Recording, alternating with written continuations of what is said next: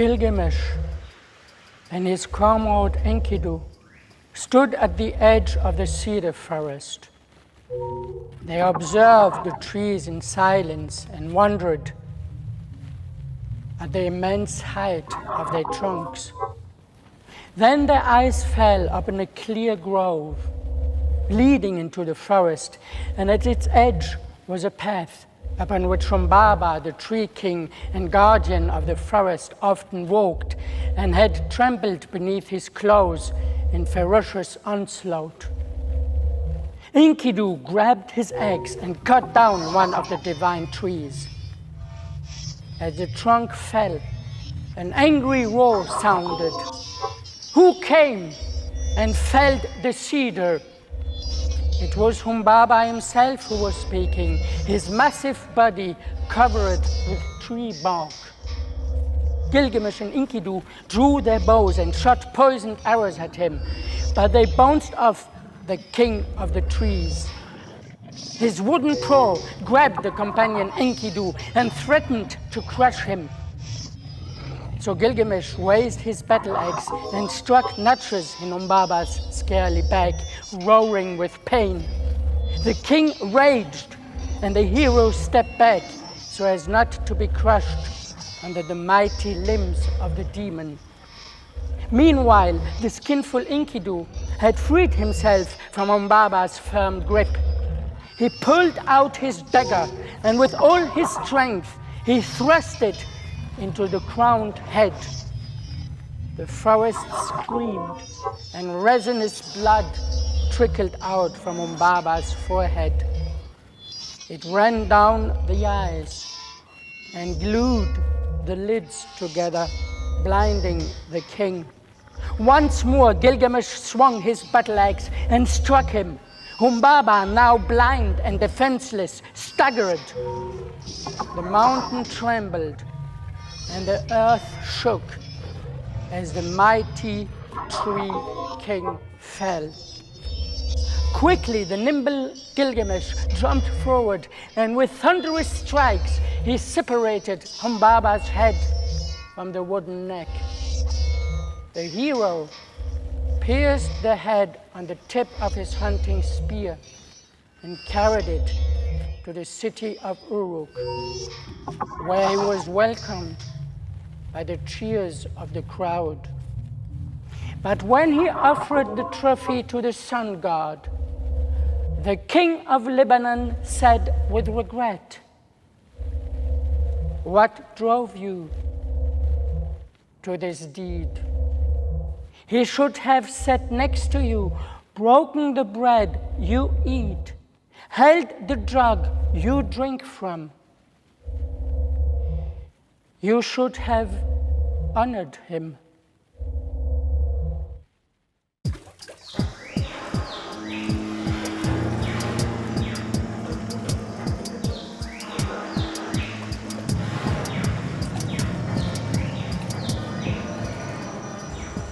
About 1/3 of Germany is covered by forests, and these forests are immensely important to us.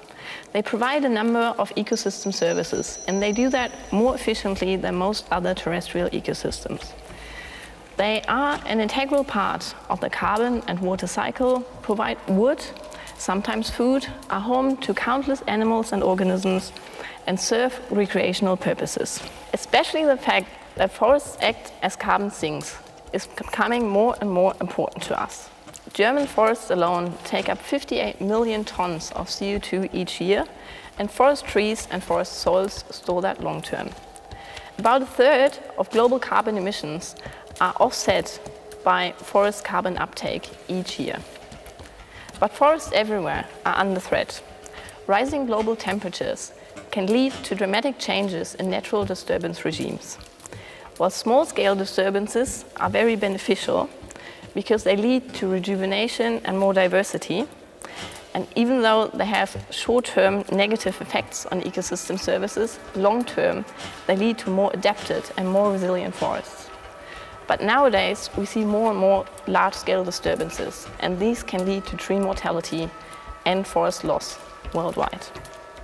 Abiotic disturbances like drought, large-scale storm events or forest fires are becoming more severe and more frequent.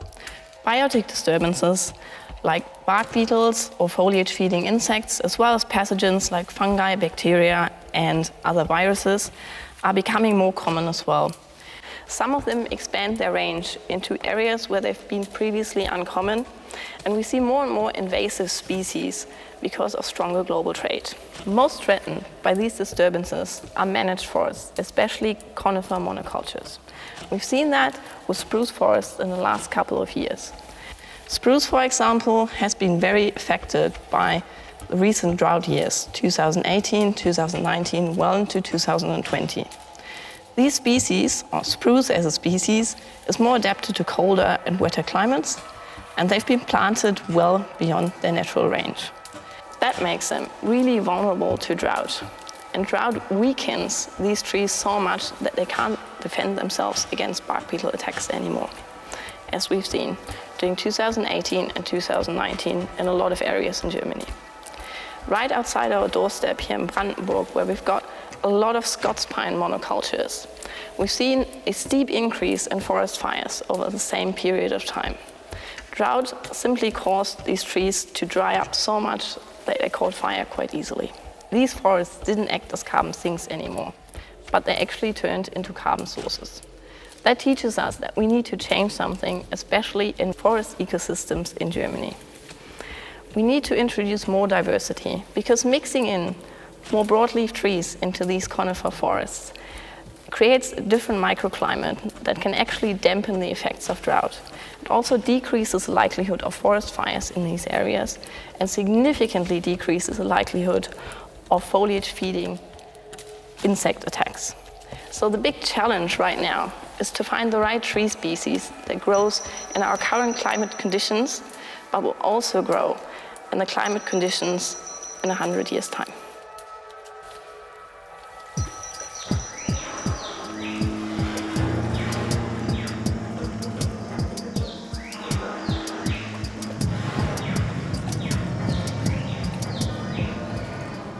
Hemlock, grand fir, yellow cedar, Douglas fir.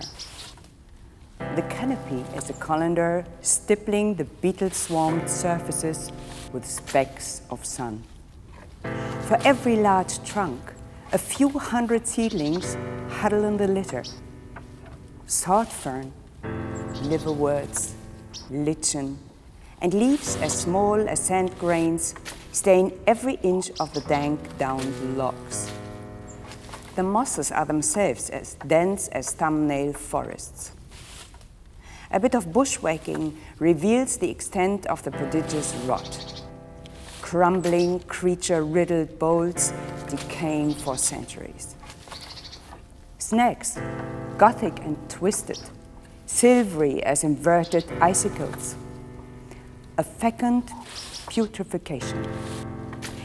The sheer mass of ever-dying life packed into each single cubic foot.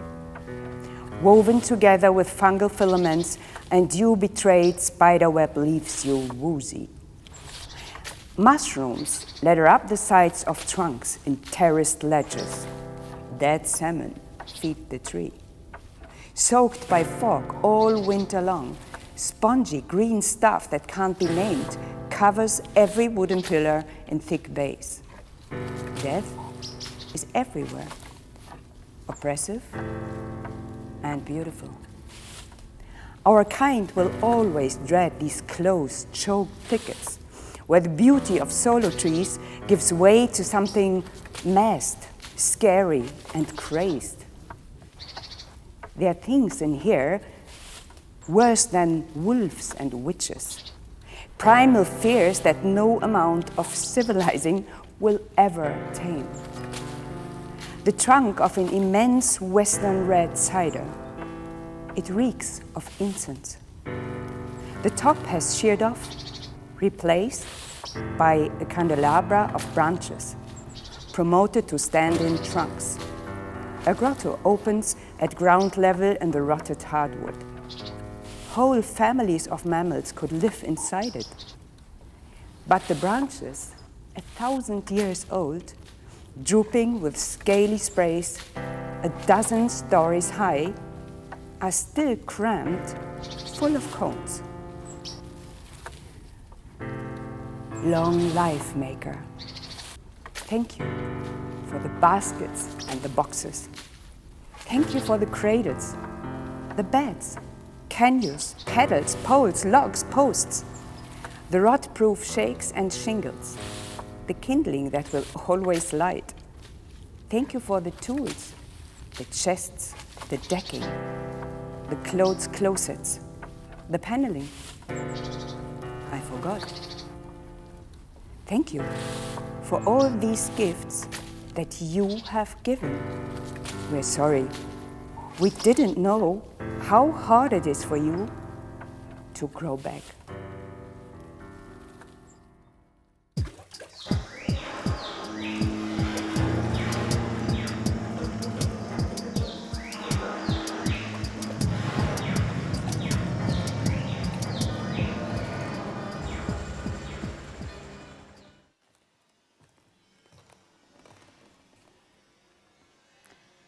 Hello, my name is Meiting Shi. I'm very happy to be here today. Actually, I'm a kindergarten teacher in Kreuzberg, and this is not an easy job.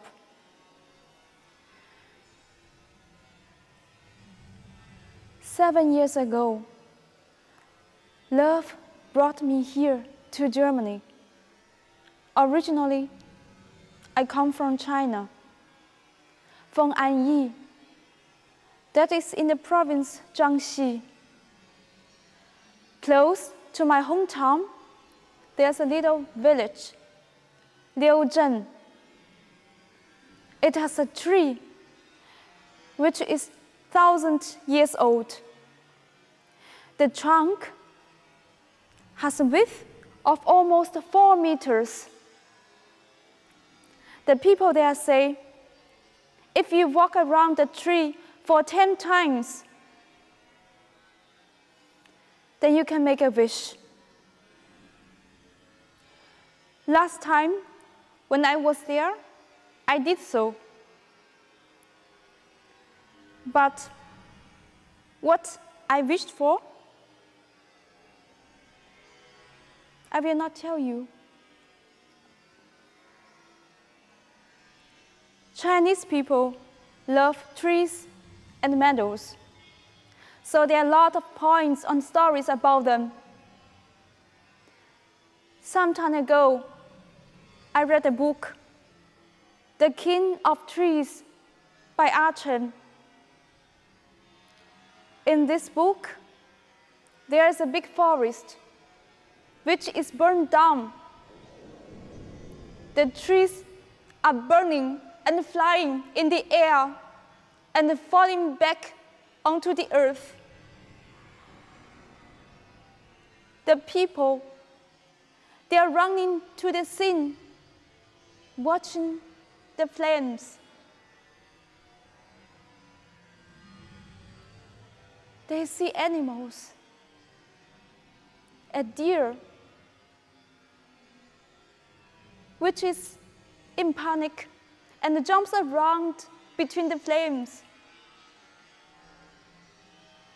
This story made me very sad.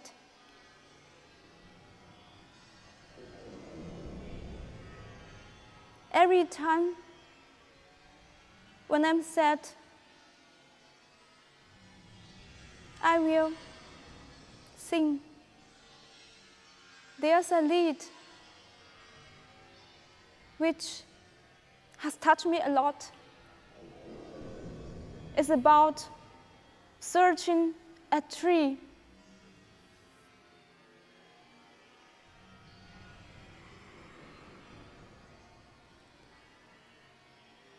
Don't ask me where I come from. My homeland is far. Why do I wander around? Because of the birds in the sky. because of the stream that flows through the valley, and because of the endless meadows. That's why I wander around. And also because of the tree I have seen in my dreams.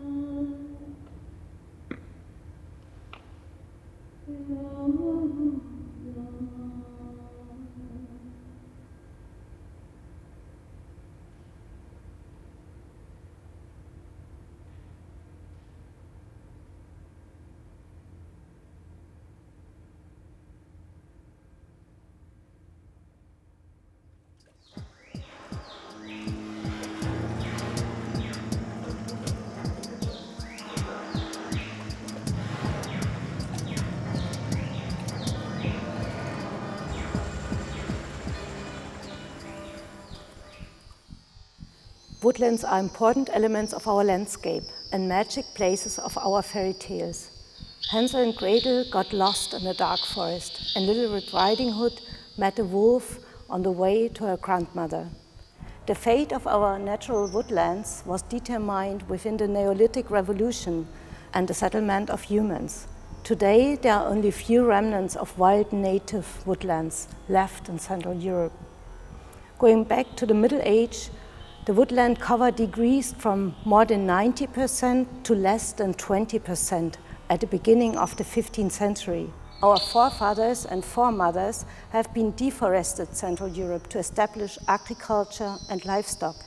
In addition, the woodlands itself were used for livestock, cutting firewood, produced charcoal for resin and timber collection.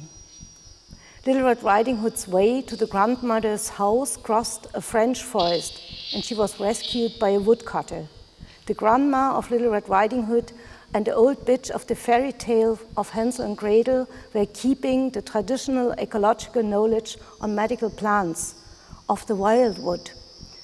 The wildwood was plenty of edible and medicinal plants and a hotspot of biodiversity. Many of these long established material and spiritual relations of humans with the plant kingdom disappeared. We destroyed our storehouses of medicinal drug plants. In the 18th century, the plant forestry reforested our Central European landscapes in order to produce timber. In fact, these timber forests are dominating our imagination of woody ecosystems, including the plantations of mainly softwood tree species outside of their original distribution areas and the cultivation of exotic tree species. Thus, native woods disappeared. What we call nature near forests are planted forests of silvicultural landscapes. Afforestation also happened today in the global south. Tree plantations are expanding around the world for multiple purposes, such as restoring degraded landscapes, satisfying timber and pulp demand of the global north, or carbon sequestration. Despite of a vast diversity of tree species, only few fast-growing species are used in these plantations. Mainly 4 genera are used: Tectona, Eucalyptus, Pinus, Acacia. These genera are selected for their easy establishment, management, and short-term higher productivity. In these timber plantations, Little Red Riding Hood would not meet the wolf, nor find flowers to pick up for grandmother's pleasure. No grandmother would find any edible or medicinal herbs. Most probably, Little Red Riding Hood would get lost, as the fast-growing trees are changing strongly the scenic landscape from one year to the other year. In general, monocultural timber plantations differ largely from natural forests, and they are laid out in a regular grid for low-cost management and profit maximization. Thus, plantations popularly are called as green deserts, and they contradict landscape character during all stages of growth and harvest.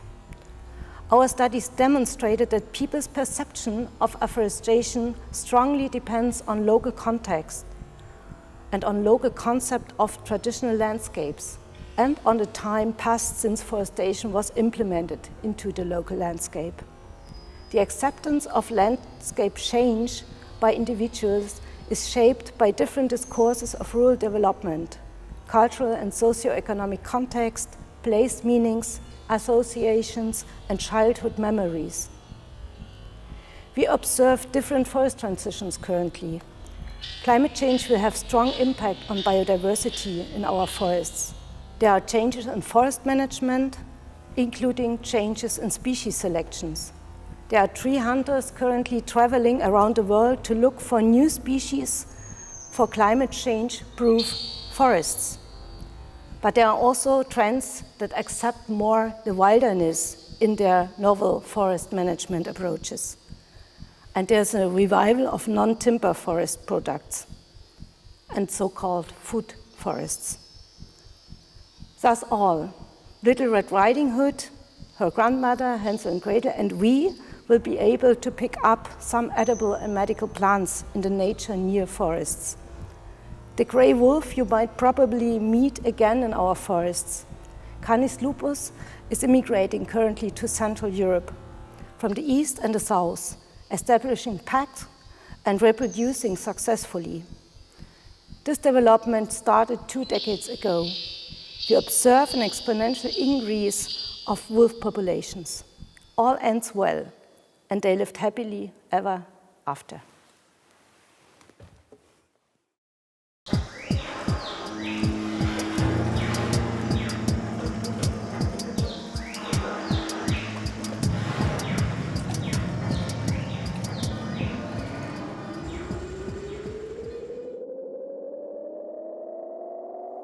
As you probably know, people have always tried to make sense of the creation of the world, of its structure, and of its end. The result is a multitude of perspectives, many different explanations of the world, which have a lot in common. For example, the fabric of infinity, creation, and the end of the world, also called the apocalypse, form the temporal framework of our existence. There is also a moral framework, good and evil, below and above, heaven and hell, God and devil. They are in conflict, fighting for supremacy. The terrible consequences can be seen in the history of mankind. The Nordic people suggested a particularly interesting explanation. It is found in the Edda, written in the 13th century. The gods once planted a world tree, a huge ash tree called Yggdrasil, which when fully grown makes up the whole cosmos. A tree is a fractal being. It follows the geometry of self-similarity. The trunk develops itself into strong branches. These branches develop into thinner branches, and in turn to thick twigs, which reach out into thin twigs and to the leaves. The same fractal principle is used to construct the roots, which are a kind of underground crown. Numerous animals are living in the world tree. For example, 4 deer in the crown. Also, a clever, nameless, but unfortunately broken-winged eagle, between whose eyes a hawk is sitting, which occasionally flies out to provide the eagle with new visions. Under the ground, a dragon called Nidhugor bites and claws at the roots of the ash tree. It also poisons the groundwater from which the world tree draws its strength. One is led to understand that the eagle is the principle of good. The dragon is the principle of evil. Between these two powers, a squirrel hurries back and forth across the trunk. Raddatz, Drilltooth, delivers eagle's insults and threats to the dragon, and upon return, brings the dragon's slander back to the eagle. Meanwhile, for the ash tree, things are getting worse and worse. How much longer will it be able to stand? They say the trembling of the tribe heralds the end of the world. One day, the tree may fall in a mighty storm and bury everything beneath itself. For Yggdrasil, the world tree, certain life forms are much more dangerous than others, such as the bark beetles, which excavate their tunnels everywhere between the bark and the trunk. The bark beetle lives in all possible places of the trunk. Below, in the middle, above. It doesn't know the difference between good and evil. It has almost no horizon because it can only just see as far as the next chamber. It's a good place to live between tree and bark, a real comfort zone. The single bark beetle is completely harmless in itself. It is dangerous only when it appears by the thousands. The fallen tree offers a solid basis to life for quite some time. Even in a flood, even at the end of the world.